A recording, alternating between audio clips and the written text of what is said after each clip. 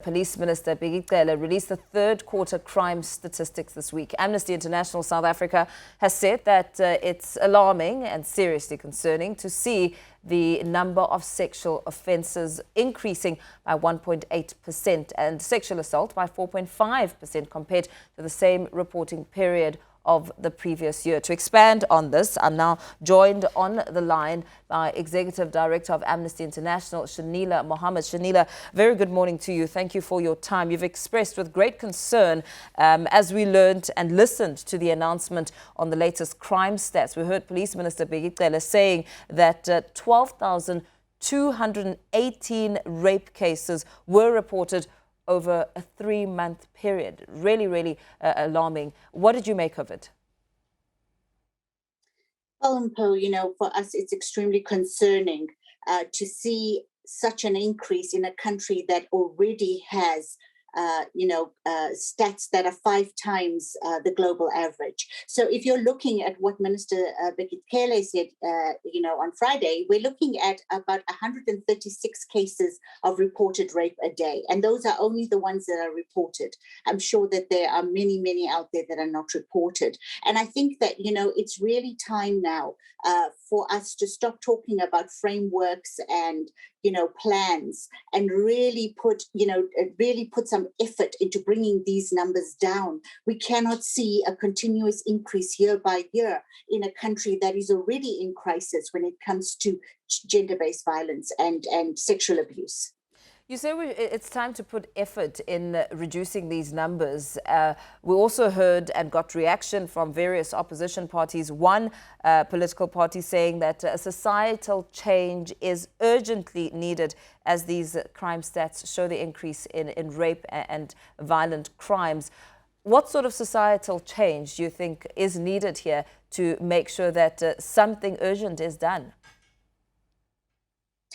Well, I think it's not just about societal change. I think it is a combination of things that have to be put into place. So when it comes to societal change, one of the things that as Amnesty we're doing is we have a campaign at the moment called the Interrupter campaign, where we're asking people to interrupt the violence. Don't normalize it. Don't accept it as something that is part of your daily life. If you see or hear of any violence around you, do something about it, report it to the police, make sure that, you are taking action within your own sphere of influence. But that is no use, Mpo, if we see that the criminal justice system and the policing of this is not as efficient as it should be. I mean, we have got cases and cases of gender-based violence and sexual rape and assault that have not even seen the inside of a courtroom. So what we're saying is that, the police and the government need to fix what is wrong within their system.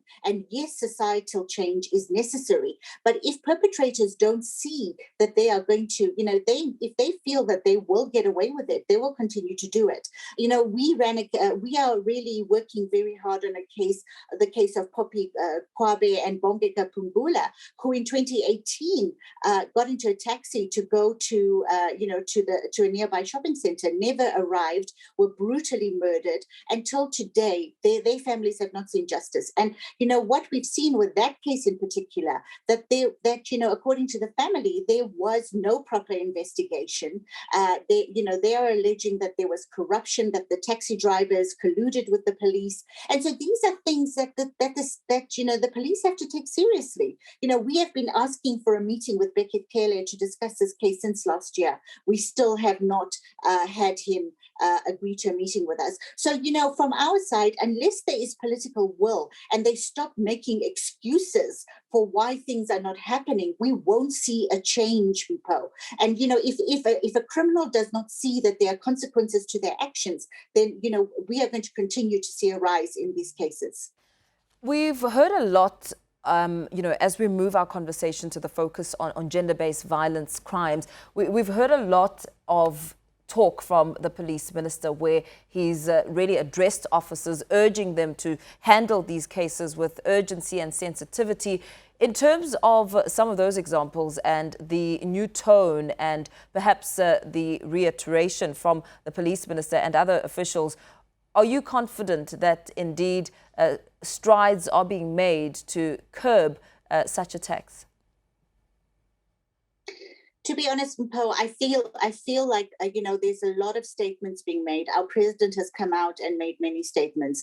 The Minister of Police is now coming out and he's rebuking his police officers. But I will only start to believe that there is a seriousness to this if they start to take cases that are reported to them about potential corruption, abuse of police seriously. It's fine to rebuke people in public, but if we, for example, as Amnesty, are asking you to look into the case of Poppy Kwabe and Bonkeka Pungula, and you're not doing it, then how can we take it seriously? Because we're saying to you that, according to the family, there was corruption, there was collusion. You have not even given us a hearing to that case. So how do we take that seriously, Mpo? So, for me, I feel like, the rhetoric is more PR, unless we see action, unless we see that corruption, alleged corruption within the police when it comes to cases of violence are taken seriously, that the police are held to account, that evidence is gathered in a way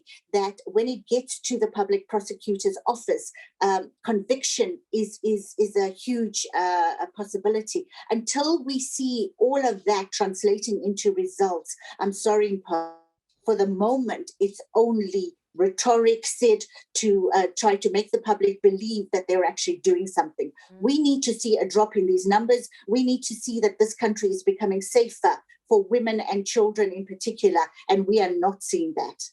One of your list of demands as you table, some of these requests to the police minister is to ensure that police are trained to sensitively and objectively investigate incidents of gender-based violence.